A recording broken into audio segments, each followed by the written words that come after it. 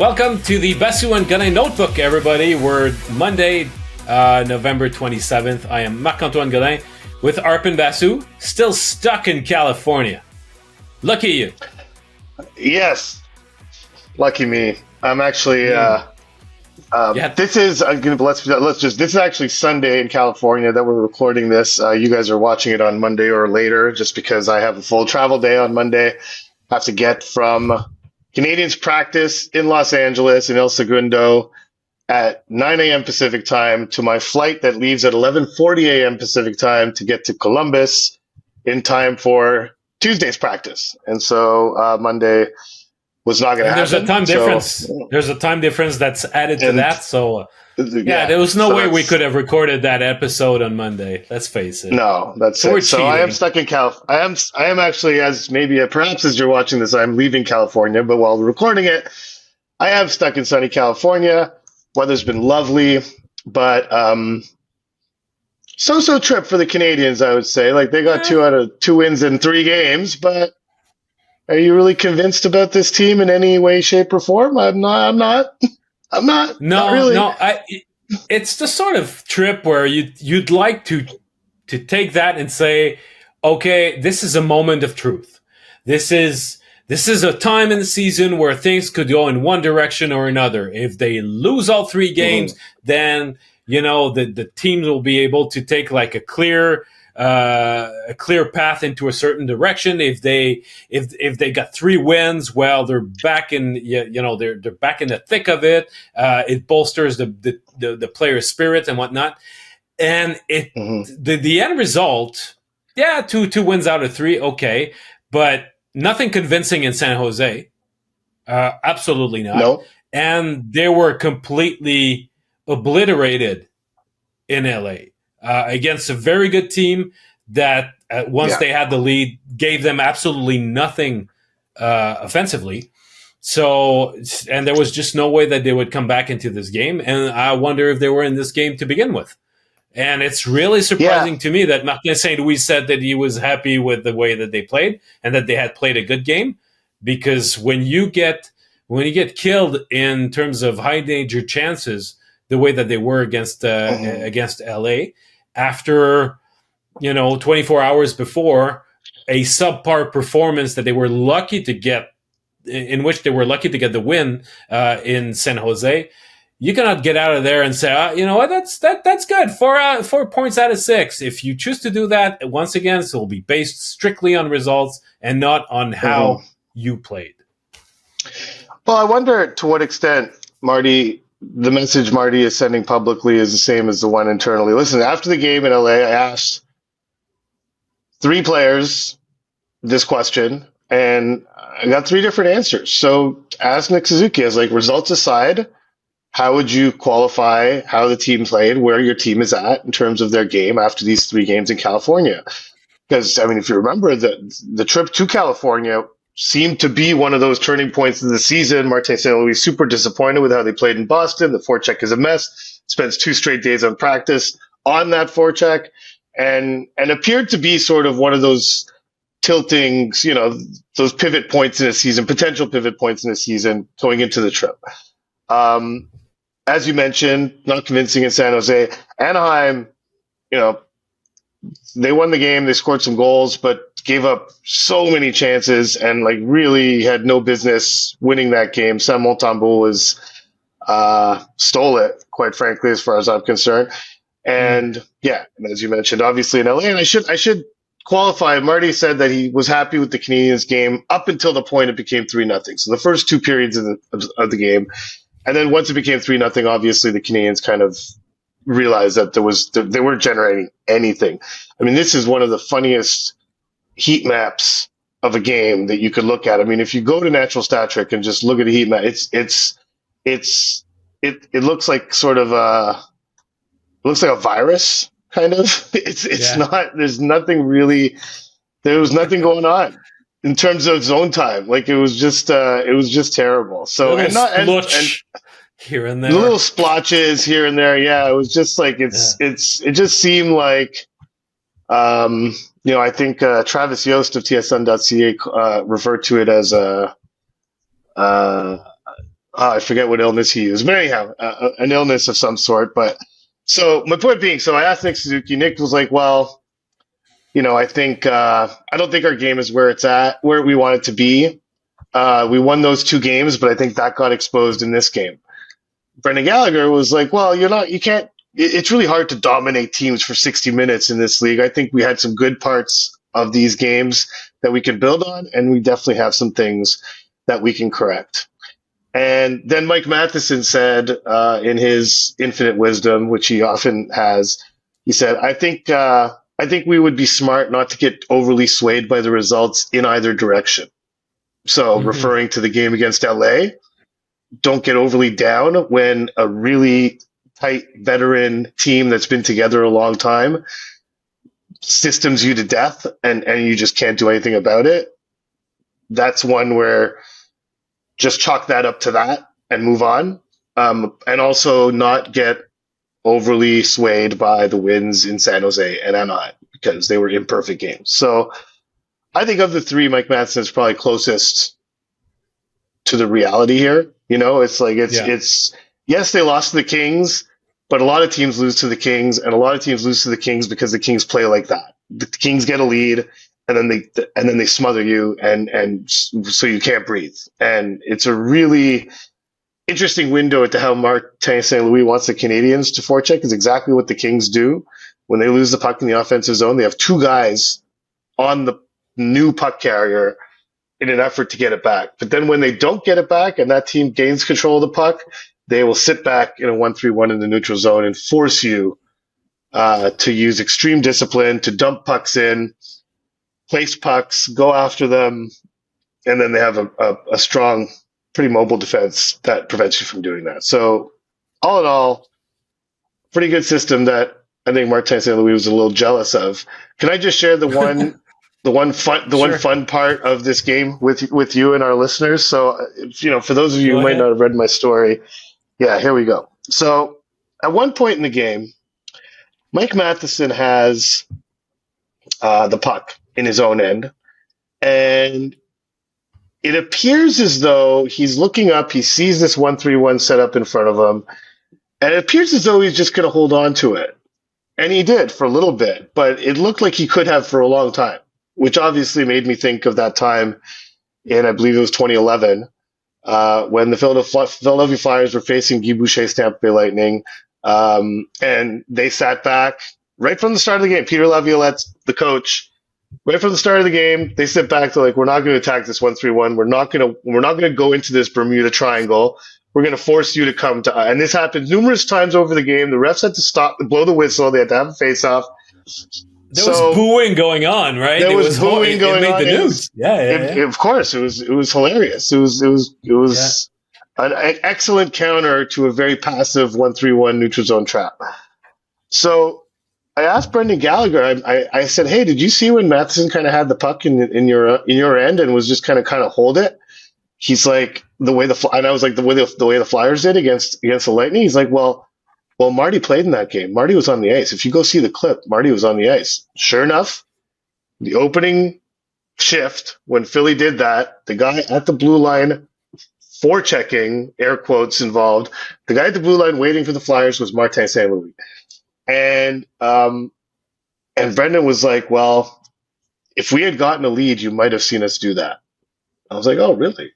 I asked Matheson, who was the guy who had the puck. He's like, "Well, I can't really do that when we're trailing. I might have if we had the lead." And then Martin St. Louis at his presser at one point, totally unprovoked, said, "I really kind of wish we got a lead and we could have just sat behind our net the whole game." So I'm convinced. Wait a minute. Martin St. Louis channeling Guy Boucher? What has the world come to? No, the opposite. That's what's so funny about it. He would be in the other position, the position of the Flyers, sitting back and not attacking not doing the 1-3-1 and not doing a thing. So the guy that was done to in 2011, I'm convinced, instructed his team that if we go up on these guys and they sit back on that 1-3-1, we're just going to hang on to the puck in our end. Kill time. And Alex Newhook, Brendan Gallagher set up Alex Newhook on the doorstep, right in his wheelhouse, and he just whiffed on it. It was not an easy goal, but he whiffed, and he could have had Yeah. if they had gotten that goal, we could have seen this, and I think it would have been amazing, and it would have made my day and my story a lot easier. I wound up writing. I wound up writing about it anyway, just because I found it funny. But Yeah. I really think because that Martin St. Louis line, I really wish we'd gotten a lead so that we could have just sat behind our own net the whole time. I mean, that was a very general question on facing a 1-3-1 trap the way the Kings play it. It was very open ended. It was very vague. And he went there all by himself. And two of his players mentioned we might have seen that had they had a lead. So the Kings will be in Montreal, I believe, a couple of weeks from now, if I'm not mistaken. Let me just check that. But we have a chance for this to happen. If the Canadians can, get their shit together and get a lead on these guys, it's December 7th at the Bell Center. If they go up 1 or 2-0 on this team, we might see the Peter Laviolette Flyers sit back and wait with the 1-3-1. I hope we do, because it would be great if Martin St. Louis could comment on that. That'd be glorious. Yeah, because Yes. obviously that's not. It's like an official complaint placed against that type of hockey. Exactly, and Pierre Maguire on that broadcast of that game, which was broadcast on Versus, which tells you how long ago it was. Mentioned how when the ref blew the whistle, Marty St. Louis just came back to the bench and yelled at Guy Boucher, "What do you want me to do?" kind of thing. Like, you could tell that he was not exactly endorsing the way the Lightning were playing at that time. So I think this was yet another example of how he does not endorse this sit back and trap style of hockey. But anyhow, that was well, the lesson, to me at least, a hockey nerd, the most entertaining part of that game. But in all that, though, I mean, it goes to show how you need to score first against the Kings. They haven't lost a game at all this season when they lead after 2 periods. I think there's something like 12-0, and the Canadians they had 1 shot in the first period. What do you want to do? How can you take the lead when you're being given so little, or you take so little? Even though they had a few more shots in the second period, it's not as though the serious chances were a lot more numerous, a lot more to find. And even on the power play, that's another thing. The Canadians had 3 power plays, 0 for 3 against the Kings, and they're now in a little bit of a lull. They haven't scored in their last 17 opportunities. It seemed for quite a while that the power play was picking up, right? The power play started really at the bottom of the league and gained some momentum and, established itself as a respectable power play, probably like close to league average. But when you're at 0 for 17, do you find that this is enough of a skid to be concerned with how the power play is going? Yeah. I think this actually falls into, there's all sorts of things that are going on with this team that are no longer fitting a narrative, or not, that they've deviated from what was believed. Marty was asked after the game, he's like, it was actually our friend, Jean-François Chaumont of the Journal Montréal, was saying, listen, you guys are off tomorrow. You've hit the 20 game mark. Could I just ask, could you give just a brief summary of where you feel the team is at after 20 games? Perfectly fair, reasonable question to ask ahead of an off day. Marty was like, he thought about it. He's like, that's a tough question to answer after a game like this, after a loss like this. Like, ask me again on Monday. Which is, I guess, also fair, but I think the reason why is because it doesn't wrap itself up in a nice bow. There's so many things that have happened in these 20 games, and so many peaks and valleys. So the power play being one of them. For a while, they were scoring, but by the eye test, did they really look dangerous consistently? I felt like their zone time was good. They were moving the puck well, but I didn't feel they were generating really grade A 10 bell chances off the power play. They were scoring, for sure, and now they're not.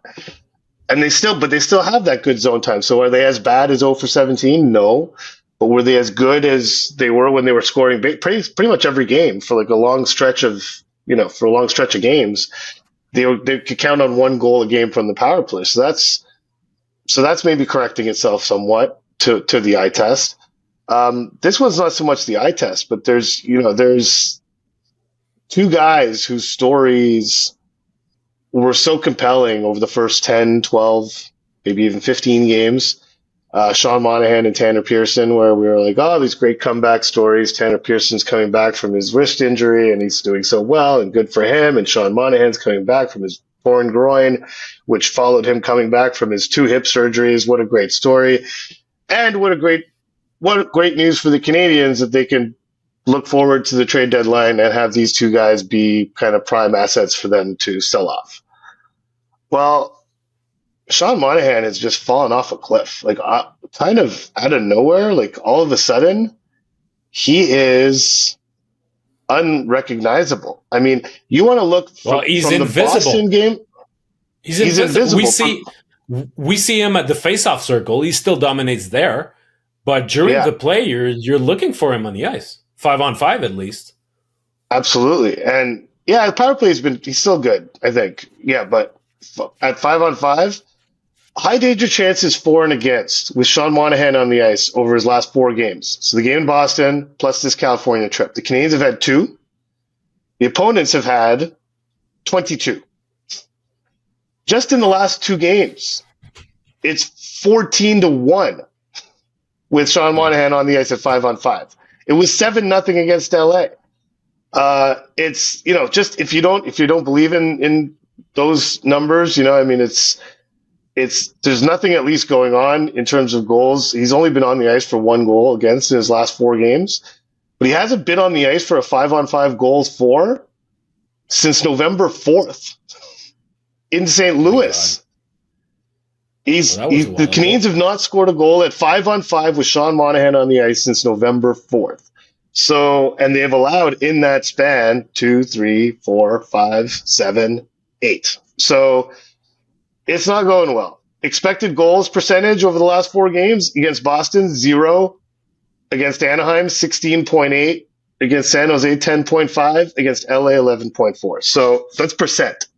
So that's that whole thing of Sean Monahan. Remember, we just did the quarter mark awards. I think I gave my team MVP to Sean Monahan. Yes, you did. I did, because until these last 4 games, I think you could make, and I did make, I think in print, the argument that Sean Monahan was their most important forward. He was anchoring their most consistent line, and he was really the one thing that Martin St. Louis refused to touch. Over the last 4 games, it's just become, and now he has Josh Anderson with him and Tanner Pearson. Like that whole line is like a line of gloom. Everybody's the thing is that the Flyers have the Legion of Doom, and the Canadians have the line of gloom. I like that. Yeah. Write it down. So Monahan, I mean, it's normal. You'll write it down. You'll hear everybody all the time say, well, you cannot have 82 good games. It's normal in a season to go through rougher patches. But usually on the team, you'll have when a guy goes into a rough patch, another one emerges from his own dry spell, and things fluctuate. So it's perfectly normal for Monahan to not necessarily have 82 games the way that he played maybe the first 10 or 12, but you would need to have other guys to help out if he, as you say, if he falls off a cliff, and you look around and those guys are nowhere to be seen. So there's nobody right now who's really in a good momentum, especially not his line mates. Obviously, we've talked to death about Josh Anderson, but Pearson had a good chance like late in the second period against the Kings where when Monahan won a face-off, but then Pearson missed a net from a good distance, but he had that was a good chance. And, he was so sharp early on in his season, releasing a very effective, very powerful wrist shot that right now we're not seeing so much. And there's when I say that nobody's got momentum, the only guys that seem to be generating anything at all are Suzuki, Newhook, and Gallagher. And I'm the first Gallagher to be surprised.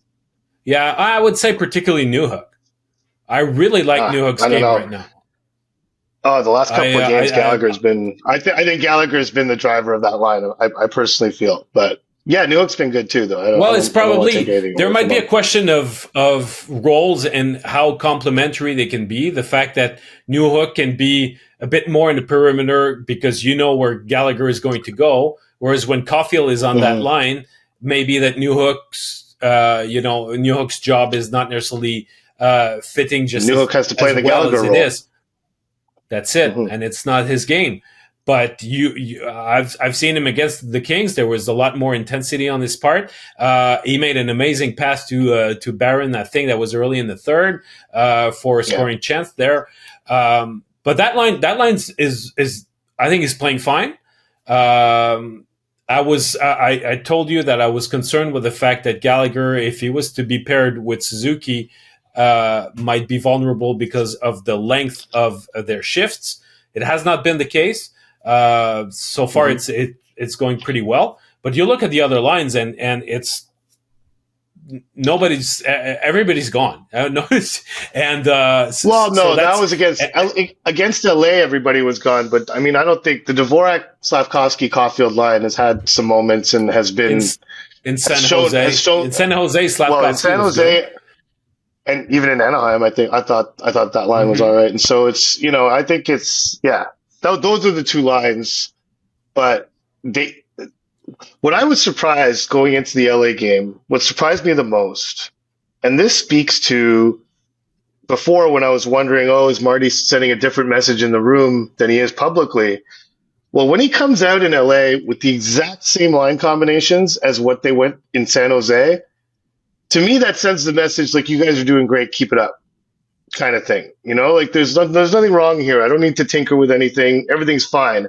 When they just went into San Jose against the worst team in the NHL, like, I mean, we were marveling watching the Sharks. Just like, how far away are they from being even remotely relevant? Like, it's just like, when will that happen to that organization? And you go in there and the Sharks give you all that you can handle, and you play a poor game. Like, you don't play a good game at all. You're lucky to get out of there with an extendo shootout win. I mean, it's like it was not good. And so, yes, Slavkovsky played probably his best game in the NHL for sure. Caulfield scored, that was good. But your 5-on-5 game, just dictating the pace of play, was not good. So then to go to LA the next day. And LA also played the previous day in Anaheim.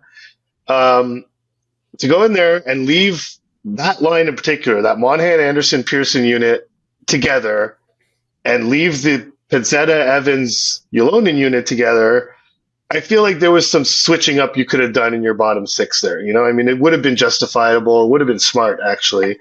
And to me, it just sent the message that we're doing all right, guys. Good job. Yeah. Keep it up, kind of thing. Well, again, it depends that's your interpretation of him choosing the status quo. But it doesn't mean that this is what he told his guys, because it could be like, guys, I'm fully aware that this is not up to par. This is not what we want to be. And I'll leave things as they are for one more game. You figure it out. But my patience has limits, because if you make changes, you have to come up with combinations that you think are going to be more effective. And you might shuffle the deck as much as you want. It remains the same group of players nonetheless. So, I mean, at some point, you're wondering if what he tells us is the same as he tells his players. I can tell you that it's not. Because I asked him in Boston the other day.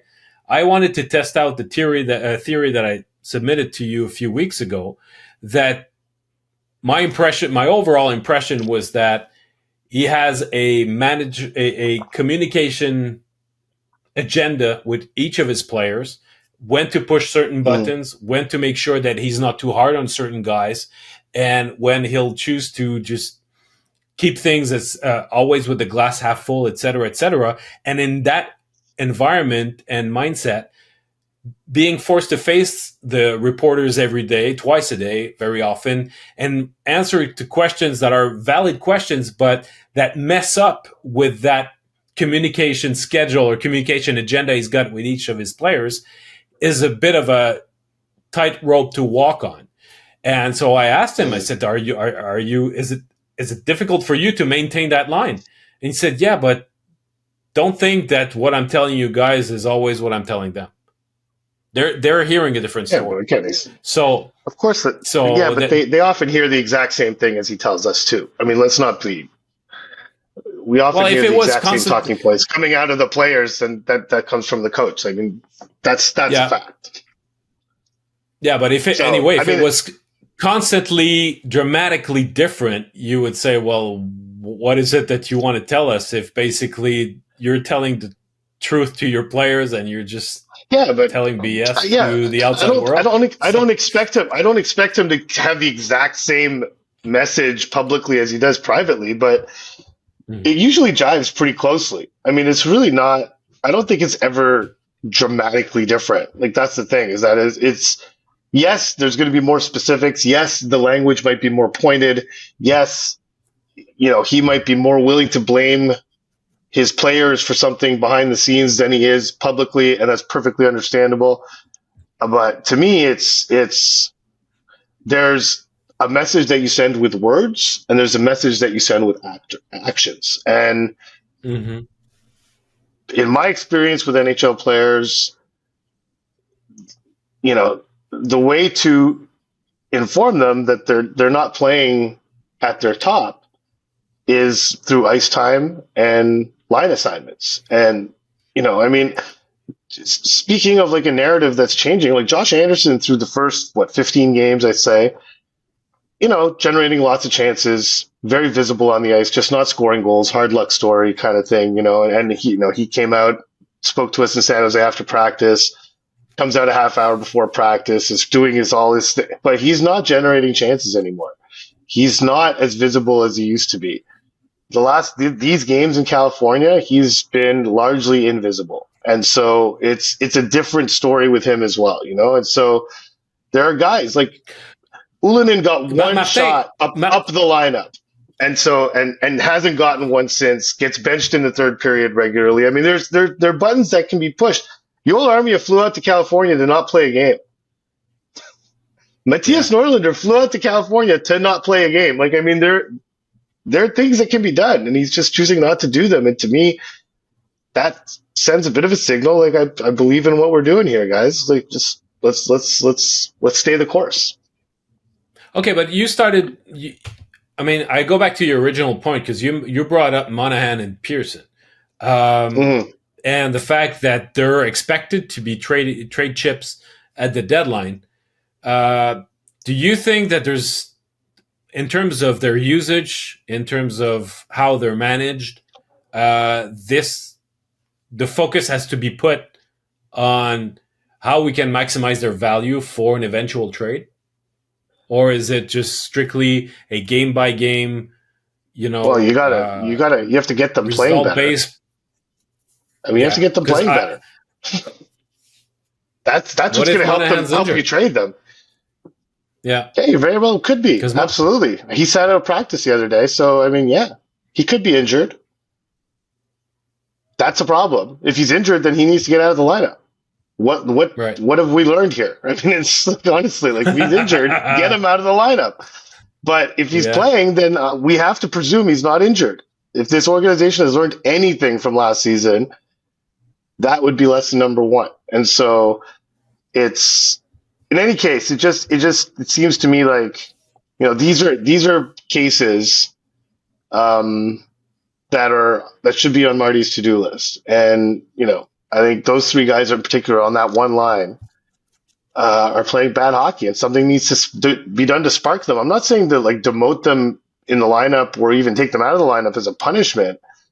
But you need to mix something up so that they start playing better. I mean, this ultimately for the whatever results the Canadians want to achieve right now, that's important. But ultimately, for the big picture goal of maximizing the return you might get in a Sean Monahan trade or a Tanner Pearson trade, or even a Josh Anderson trade for crying out loud, for that matter, eventually, you need to get them going somehow. And I think that should be really a priority. It's good that Marty's found like two lines that are working pretty well right now. But that's only half the puzzle. Yeah, well, trading Anderson now would be the ultimate sell low situation. But Monahan, the first 10 games. Well, not right now, but like at the trade deadline. The Monahan no, I know. But he's dug himself such a big hole. I hope that he can come out of it until then. But Monahan, the first 10 games of Sean Monahan would bring you back a first-round pick. The last 10 games of Monahan, a third-round pick. That's my rough estimation of the last return. 5 games. The last 5 games would bring you back a fifth-round pick. That's how bad. Yeah, but there's a whole history of I know, but there's a whole history of Sean Monahan and the type of player that he can be. Luckily, you can the book on him is bigger than those 5 games. But it'll be interesting to see what's going to be the trend, and who's going to be the Sean Monahan from now until the beginning of March. The book on Sean Monahan is that he's injury prone. Truthful or not, or unfair or not, that's the book around the league, is that he's an injury waiting to happen. So his play has to be so much better than what we know Sean Monahan. Like, Sean Monahan has to be impeccable to overcome that book. To make a team be like, you know what, he's so good, we're willing to take on the injury risk because he's that good. And we're willing to give up a first round pick because he's playing that well. So it's not good enough for Sean Monahan to just go out and be a good Sean Monahan. Like, he's got to be the Sean Monahan of the first 10 games of the season, where he's consistently producing points. He's a threat 5-on-5. He's making the power play go. He's not even killing penalties anymore, which again makes you wonder I think that's good that they're trying to manage his minutes a little, because he was on the ice way too much before. And maybe that's what's kind of led to what's going on now. And that's what kind of led to him getting hurt last year. Again, have they learned anything? But Sean Monahan, for the Canadians to get a really good return for him, Tanner Pearson, same thing, but probably a different scale, has to be so much better than good. Like, he's got to be really impactful. So that's because, the book on Sean Monahan is that he once scored, 90 points and had 30 plus goals and whatever. But the book right now on him is that he's an injury wait, and he didn't dispel that last year. So no, if we look, and there's also, they want to take him off the PK. Christian Dvorak has been back for a few games. Suzuki is not necessarily playing a whole lot of PK, but send Dvorak and Evans. Evans is playing a ton on the PK, and he's doing rather well. But if you want to make sure that you always have one centerman out there to take the draws, well, Evans and Dvorak have to be your guys, and definitely more than Monahan at this point. Because if there's one place where you can spare him a little bit, that's definitely on the PK. Well, he hasn't played on the PK in several games. It's been a while since he played on the PK. So, let's turn our attention to defense a little bit, because in California, you mentioned the fact that it hasn't been easy lately for Monahan, and you mentioned since the Boston game in particular, hasn't been easy for Jonathan Kovacevic either. Even though he scored 3 goals in 4 games, it's not necessarily for his offensive prowess that he's put on the ice. He played. I was surprised to see how little he played against the Sharks. It was barely 11 minutes. He played 17 minutes. He played 17 minutes after that against the Kings, and was once again in the minus. He was a good old -3. And he had that horrible turnover that led to, I think it was more Was it Moore or Lewis? No, it was Trevor Lewis. Yes. Yeah, that's it. I mean, he got the puck stolen by Anderson Dolan, and it led to Trevor Lewis's goal. That was the third goal. So he's been playing less. Gustav Lindstrom, well, that's something that surprises me a lot. He's been playing over 20 minutes the last two games. Well, because Kovacevic was so bad. At some point, Kovacevic was so bad on that second pair the other night in San Jose, I guess it was. No, in Anaheim. That Marty had no choice. Lindstrom finished that game on Gouli's pairing, and then I think Marty felt he had no choice but to, this kind of is what it is sort of thing. I kind of see the defense as being, like Lindstrom on that opening goal the Kings scored, where Dubois was given, Jake Evans is busting his ass trying to pressure Dubois through the neutral zone, and Lindstrom's just backing up, saying, come on in. Eventually, Dubois kind of sheds Evans and gets it over to Grundstrom, who rockets it into the net. I mean, one of the nicer shots I've seen in a while. But the gap that Lindstrom had there, so you look at that and you're like, Gustav Lindstrom, like, what are you doing? And then you realize you're like, okay, I'm talking to Gustav Lindstrom, I mean, like, there's limits to what the guy's going to do, and that's you have to live with stuff like that. It's just the reality of the defense with three guys out, David Savard, Jordan Harris, Arbor Jacki. They all have their faults, but they're NHL defensemen on this NHL team, and Gustav Lindstrom is not. And I think Jonathan Kovacevic in a more sheltered environment is, but right now he's not. And so they gotta make do with what they got. Do you wish they played Struble more? Because I think Struble's been good, but again, it's been sparing. I know it's been sparingly, but this is my thing, is that I thought, and I think this is something that we on the outside don't realize as much. I was clamoring, or I thought Jesse Ylonen had deserved to move up the lineup instead of getting benched in the third period, which is what's been happening in close games. So I believe it was in Boston when Marty did that. What was the game where he changed all his lines? It was Boston, right? Yes, it was. Yeah.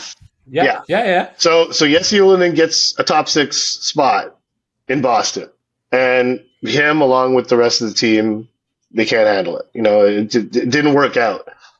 So I still think Jesse Ylonen deserves more minutes, and he would be the guy I would put, with Monahan and Anderson, let's say. See and move Pearson down. That's the one tweak I think I would make to that lineup.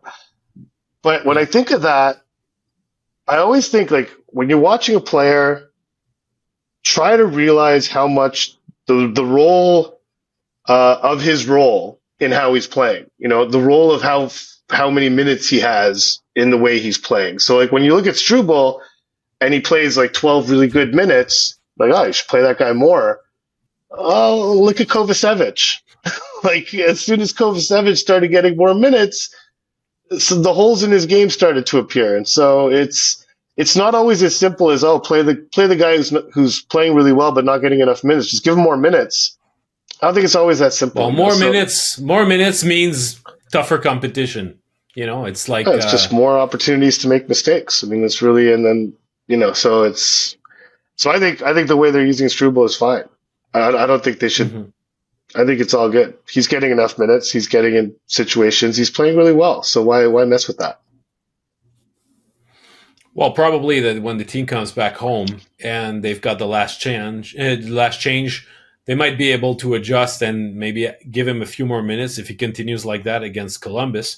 But when you don't have the last change, you don't want to expose a kid against, like top line competition when you can avoid it. So there might be something there. But for now, the end result is that they're really top heavy on their top four.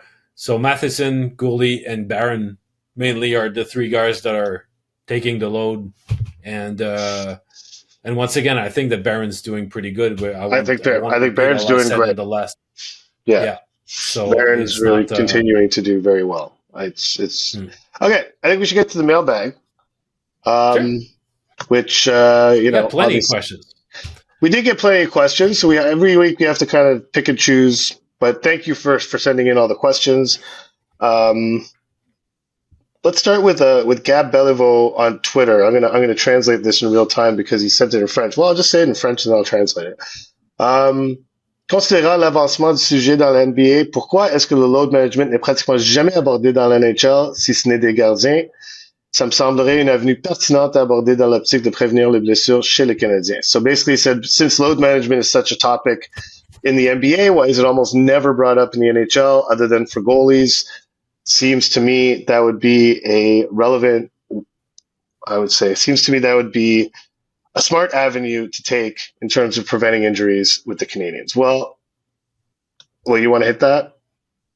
I mean, I got my notion well, the one main thing here is that there are so fewer players in the NBA that the load management is a lot more important. There is load management that's being done in hockey from game to game, but it doesn't mean maybe giving guys a break. It means that on certain night, if you've played a lot the first game, there's a chance you might play less the second game right after. So I think that it's a lot more subtle load management. But when you're exposed and when you're on the court in the NBA all the time, then you get the data, the science, what tells you about the state of your players, and you say, okay, you'll make your decisions accordingly. But I don't think that it necessarily means it might not be. The term load management might not be used in hockey, but that doesn't mean that in game it's not done. Right. And let's see if the Canadians do it, because it's the one reason when you said that there aren't as many players in basketball. I mean, that's what makes their load management so striking and so drastic. Is that if you have, well, for instance, like last night here in LA, the Clippers faced the Mavericks. If you take the way the Clippers have in the past, if you take Kawhi Leonard out of the Clippers lineup, their chance of winning drops dramatically more, I would argue, than if the Canadians were to take Nick Suzuki out of the lineup. I mean, it's you're taking out almost 20%, maybe a little less, like maybe 18 or 17% of the total minutes played in the entire game by every player on your team. There's only 5 guys on the court at any one time for a team. So you have 48-minute games times 5. That's the total number of minutes. Let's say Kawhi Leonard plays 38 or 40 minutes in a normal game or in a high-stakes game. That's a big chunk of the minutes that you're taking out. And so when you talk about hockey-style load management, like I think we were kind of referring to it before with Monahan on the PK. And so, look, from October 26th, he had a stretch of 4 games where he played over 21 minutes in 3 of them, played 19 minutes in the other. Since then, 15, 17, 18, 18, 16, 17, 18, 15, and he had a 20 in Anaheim and 16.55. I don't have the last. And then last in LA was 15.19. So I think load management in hockey, it is decreasing because I think there was a realization he's playing too much, and ultimately it's reflecting itself in his performance. And so is that load management? Is that running a meritocracy and saying you're not deserving to play as much? I don't know. But I think the other thing stopping hockey from it is you're not going to find too many coaches who are for it, because almost every coach is a former player, and they were players. It would be unthinkable for them to miss a game, let alone a shift or two. So I think the sports science department would have a very tough time convincing an NHL head coach that this is the way to go, because it's just not part of the DNA of the sport. The Anaheim Ducks are doing that with Leo Carlson. I mean, they've sat him for a few games since the beginning of the season, but we don't see that happening with veteran players. And I don't think anyone in it. I mean, you should have heard the Anaheim Ducks talking about that. Like, no one buys it. They're doing it it's coming from management and they have no choice. But from the players to the coach, no one buys it.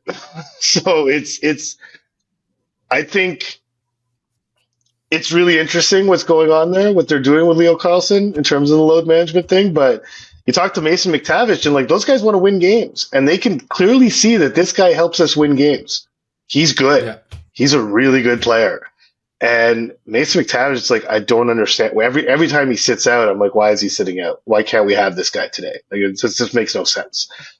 Greg Cronin talked about Greg Cronin was asked a very general question about balancing development and results. A question that we've talked about and asked Marty all the time. And it's a very standard question for a coach of a rebuilding team. He instantly started talking about the load management thing. No one asked him about it. And he just started talking about it randomly. And I'm like, why is he talking about Leo Carlsson? Like we asked him about just generally developing players versus trying to win games. And he went on about like a minute-long answer about Leo Carlsson. It's obvious why, because he's already definitely one of their top 12 forwards. He's helping them win games, but in the name of development, they're going to sit him once in a while. He went straight into it as if he was asked specifically about that. So to him, that whole question is encapsulated in this one thing. So look, there's one team trying to be forward thinking about things and trying to ease a player who's used to playing 40 to 50 games a year into the NHL this way. I think it's pretty smart, and I think it's super interesting, and I'm very intrigued to see what the results are. But you can't convince me that the head coach or his teammates buy it for 1 second, that they think there's any value to it whatsoever. There's a long way to go, I think, in the NHL in terms of not only load management, but just sort of different ways of doing things and sort of forward thinking, I guess, would be what I would say. But Gabriel was asking that question also with the mindset of injury prevention. But in hockey, the idea is that because there's a difference between being hurt and being injured, guys will play hurt all the time. They'll play if they're physically in pain. That's part of the culture. If they're injured, if something's broken, ultimately you hope that they're going to raise a flag, or somebody will raise a flag, and they're going to be taken off the roster for a bit. But when it comes to injury prevention, you're not going to put guys in a stand and say, you know what, we're afraid that you might get hurt. So you might be playing despite something. Fine, suck it up, go through it. And at some point, it becomes a question of communication also with the staff and saying, to which extent, A, does the player say, I've got this? And B, can you check it out and evaluate if it can get worse? Or if it's just something that once it's stabilized, I can continue with that. I spoke to Ian Gallagher, Brendan's father, at the beginning, during the father's trip recently. And he said, last season, the team was in Vancouver and Brendan broke his foot, but he didn't tell anybody. And he played on it for weeks. Yeah. And of course, the situation aggravated itself. And he said, Brendan should have been more upfront with the staff on that. It's not Graham Reinban or the Montreal Canadiens as a team that didn't manage the injury properly, but the guys want to play. So the load management is not necessarily a matter of prevention, but it's just that when there is a situation, there has to be an upfront exchange onto how to deal with it. And sometimes it will lead maybe to a guy either taking therapy days or skipping a game. As we've seen with very recently with Jordan Harris, he came back and got hurt again. But preemptively, that's not in the culture of hockey to do that. Yeah, no, and maybe it will be one day because it's kind of like football players playing an 82 game schedule, but but I don't think it'll be in our lifetime. Next one comes from Nick Jones. I got to say, we gotta be. Nick Jones, kudos to you because you sent this in by email. We decided not to answer your question, and then you just kind of replied to your own email to send it again to show that you have already sent it. So now we're going to answer your question on the second go around. So this is a very simple one. Shouldn't take long to answer. Who is your favorite Hab of all time? Your favorite non-Hab of all time? Who is the most talented Hab you've seen with your own eye? Go ahead first, man. You go first. Well, I think the answer to the first question, I think, is the same for both of us. Grew up a big fan of Mats Naslund. I had a number 26 Basu shirt as a kid. He was my favorite. Favorite non-Hab of all time is probably Mario Lemieux. Actually, definitely Mario Lemieux. And the most talented Hab I've seen with my own eyes is easily Alex Kovalev. It's really not. I don't think there's any question to that. I've never seen anyone, Hab or not, do the things in practice that Alex Kovalev used to do. I've never witnessed any player in the league, and I've seen some really good ones practice.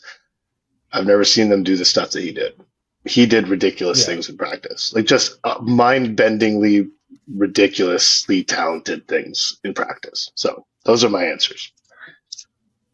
No, that's good. That's good. Well, I got Naslund too, definitely, because we knew because we spoke about it together numerous times before. I remember I attended a game, and I got the date here. It was December 3rd, 1984. It was at the Montreal Forum, and Mats scored 4 goals, added 2 assists in a game against the Hartford Whalers. And if I was not enamored enough with this player before, I was by that date.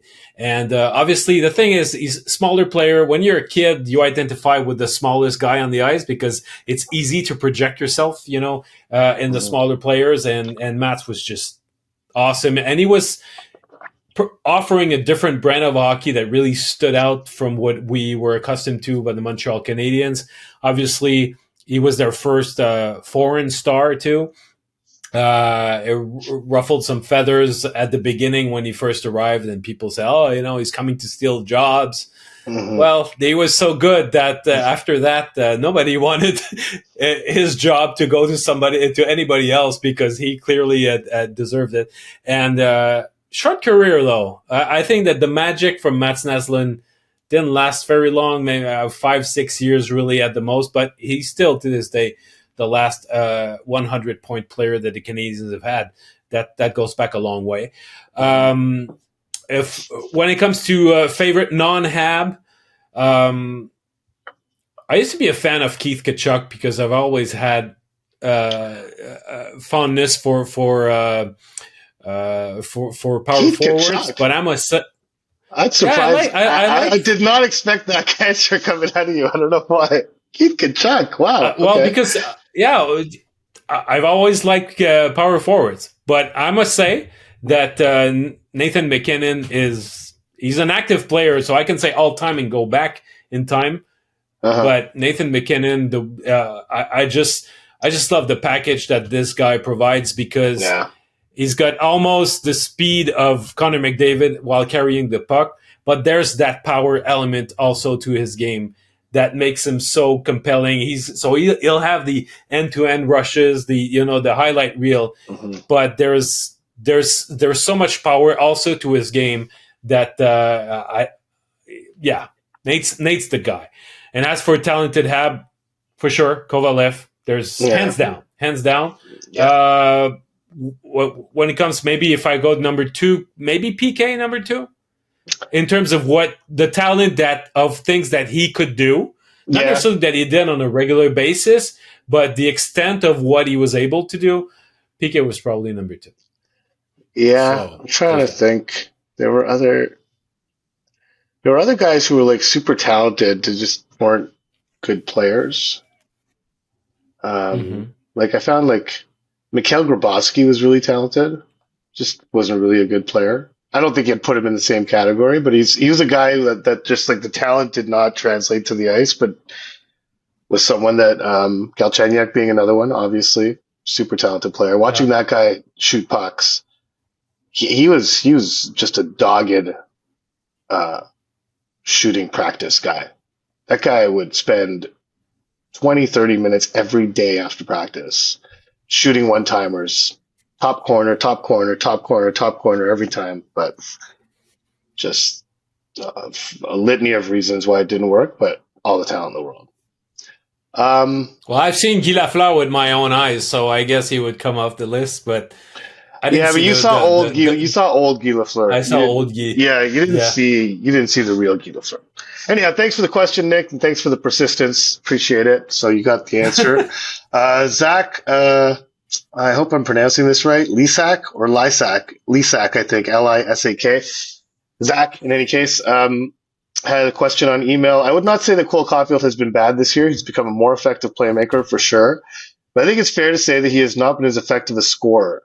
It could just be a slump. But I was thinking of his shoulder surgery and I was reminded of something you discussed last year. After Cole had his surgery, Arpin spoke with a specialist about the recovery and in particular discussed a study that was done on players who had this kind of surgery or something similar. If I remember correctly, it was a pretty positive assessment. Most players come back to 100%, but I remember that the study found it could take up to 2 or even 3 years for players to get back to their old selves. Do you think it's possible that this is what we're seeing with Cole?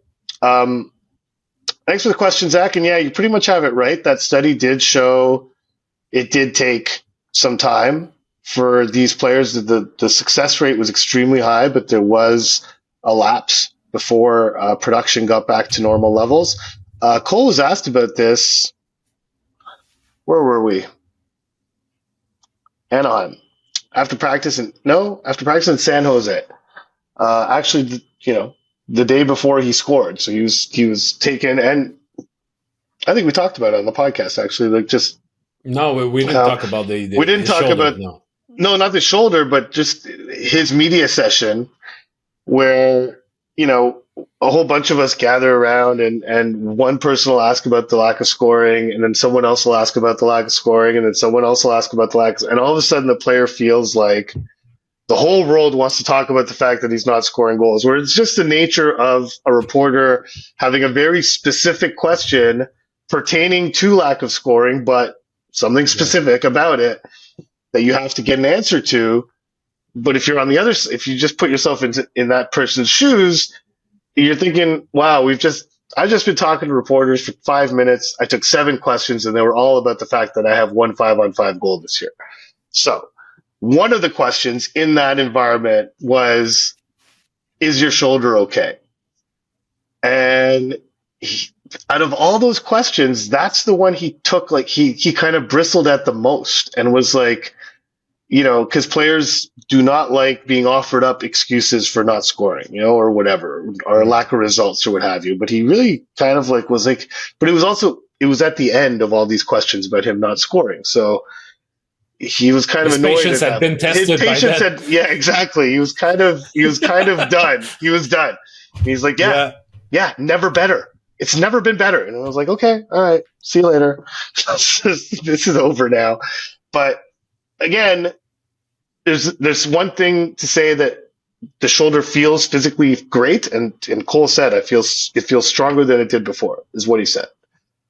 There's another thing to say that you have the full range of motion that you always did, that you're able to shoot a puck as effectively as you did before.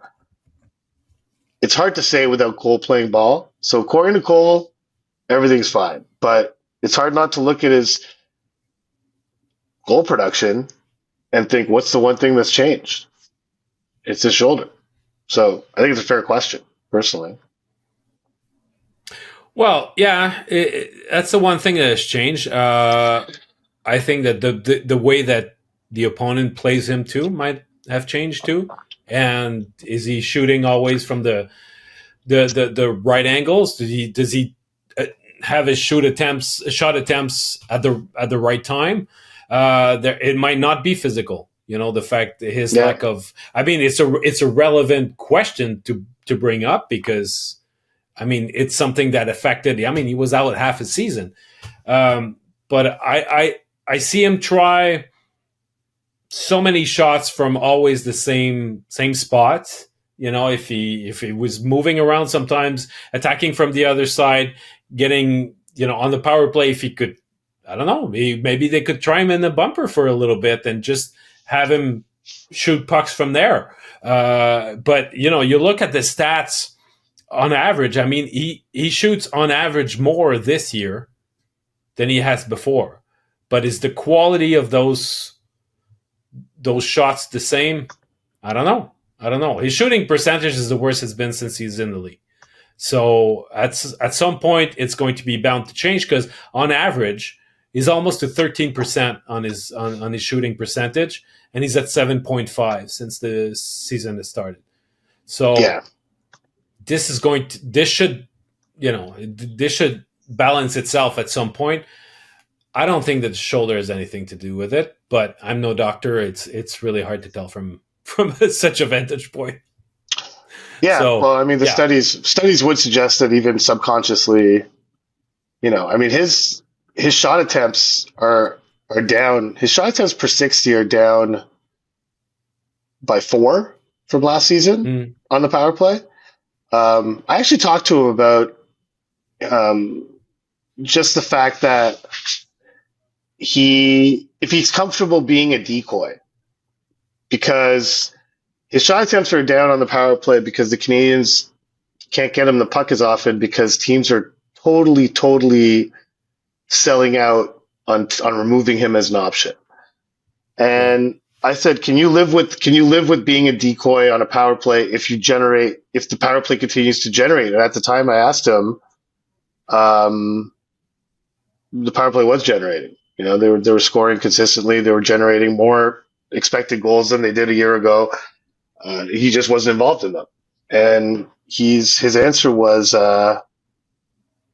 everyone knows Ovi's going to shoot the puck and he still gets his shots off.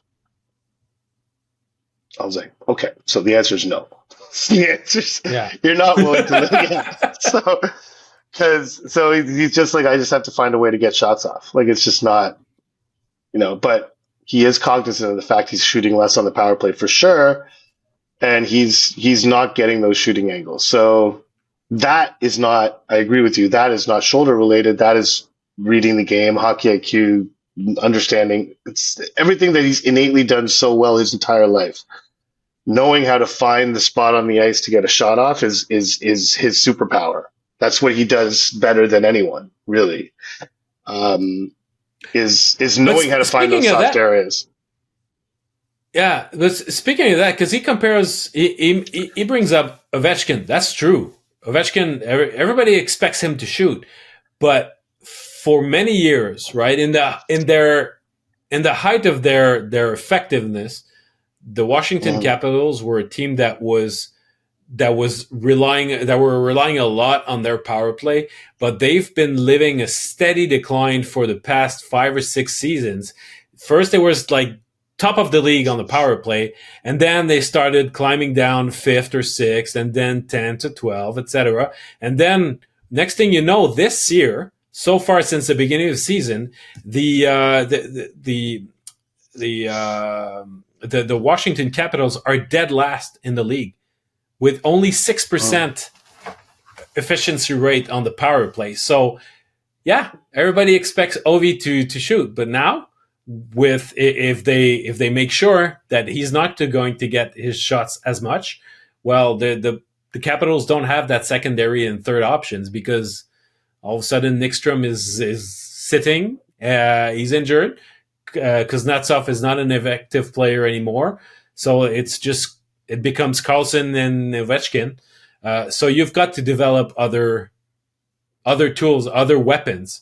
Because if you can show the opponent that you have other really dangerous weapons, well, then they'll stop cheating on Caulfield. So that's what I hope. I really like that you asked that question on the decoy because that's extremely relevant.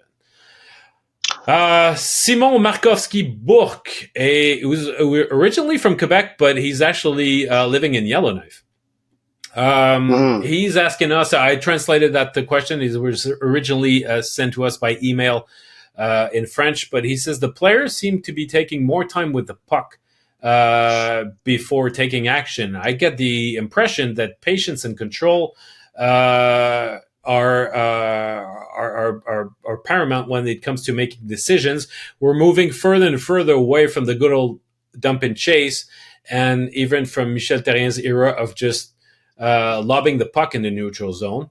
Plekanec really mastered that art. Is this a point of emphasis from the coaching team? To your knowledge, is it by design or is it simply because it's a different group of players? So basically, what he's asking is, are the players taking more time and showing more patience in carrying the puck? It's an interesting question because there's a balance there between showing patience and making sure that you're going to not rush your decisions and take all the time that's at your disposal to make the good reads. But Martin St. Louis also wants his team to play fast and making sure that you're going to always be one step ahead of the opponent. And in a game like against LA, they were slow and they were not playing fast. They were slow in making their decisions. So there's a balancing act there. Well, I think the balancing act is also, and Martin talks about it a lot, is knowing when to punt. Right? He refers to the term punting. So what that means is that yes, the coaching staff and the players, everyone would prefer to have controlled entries, controlled exits, to never have the puck leave their stick at all, for it to go from tape to tape to tape to tape to the back of the net. Reality is you can't do that. And the LA Kings game is a perfect example of that, where sometimes the team plays in such a way that you have to put the puck behind their defense and go after it. And that is the best way of maintaining possession. So basically, to answer your question, yes, the coaching staff wants fewer dump-ins. I think the game of hockey as a whole is moving away from dump and chase hockey and has moved towards possession hockey in many aspects of the game, not just in transition or what have you, but it's possession has grown into probably the most important aspect of hockey right now. So, but there's still room for that dump and chase stop. There's still room so when you see the Canadians play dump and chase, it wouldn't be fair to say, oh, they're playing like dinosaur hockey or whatever, but there are times when it's appropriate. I thought against the Kings on Saturday, that was a perfect example of that. But thanks for the question, Simon. It's not just dumping it. I'm sorry? I was just thanking Simon for the question because I thought we were done with it, but I thought if you have a point, then go ahead. Yeah. No, that's good. I'm good. Let's finish with Maxime Perriard, who's asking us, and we're moving away from the Montreal Canadiens for a second, but it's still a local player. Marc-André Fleury made the news, obviously, with his mask. There was a First Nations Heritage Night in Minnesota. He thought it was good opportunity to celebrate the fact that his wife is from, it was from the First Nations. And he said he decided to have his mask painted by someone from the community, the Prairie Island community. And when he said, okay, well, I'm going to have this mask painted and I'm going to wear it in warm-ups, maybe in the game, and then it's going to be auctioned and it's going to go to a charity. And the league decided that he could not do it. Fleury defied the order and decided to assume the fine and play with his mask altogether. But it goes with this whole ban whatever sign that we don't want to see in hockey this year. So Maxime Perriard's question is, with the Marc-André Fleury's mask scandal, why is the NHL so insistent on defending issues like this? Quite frankly, it makes them look bad. It does.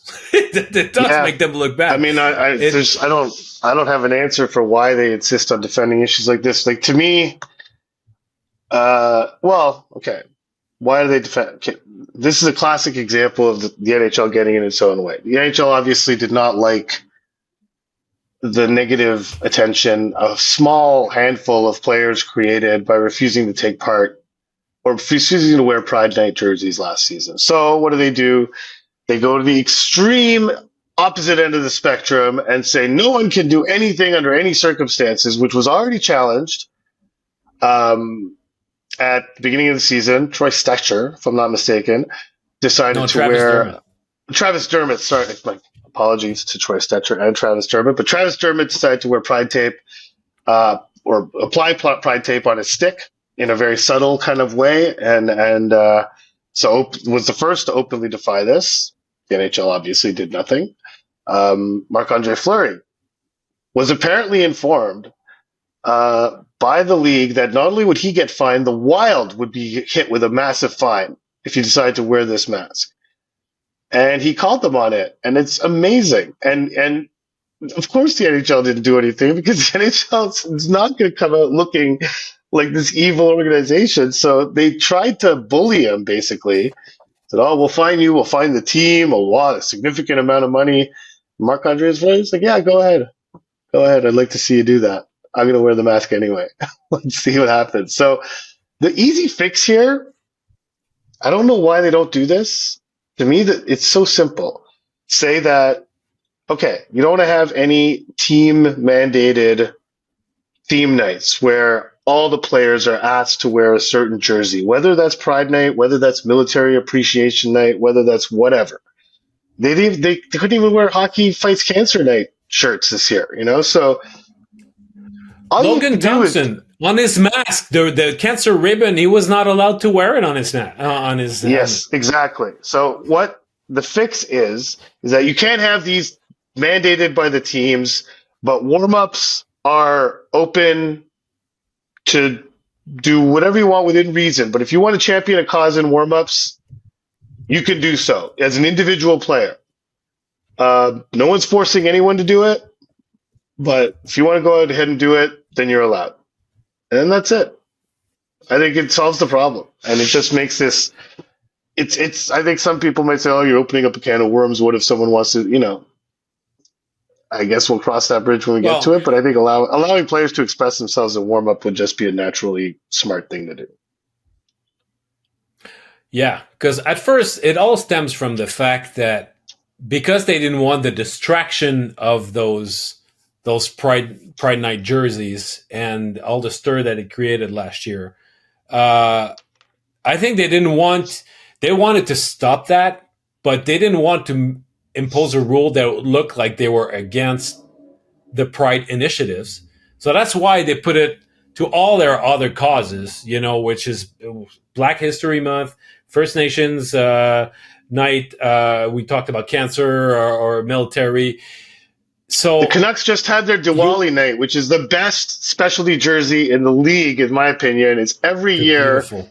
It's the most beautiful thing, and they couldn't wear them in warm-ups. They did make the jersey, though, and I would encourage you to go to the Canucks website and check it out because it's another thing of beauty again this year. Love the Diwali jerseys. But the whole thing is we're so afraid that a player might make controversial statements but I don't see how showing support for the First Nations in a team organized initiative, because that's what that event was all about with the Minnesota Wild. What's so controversial about that? What's so controversial about supporting fight against cancer? I mean, that.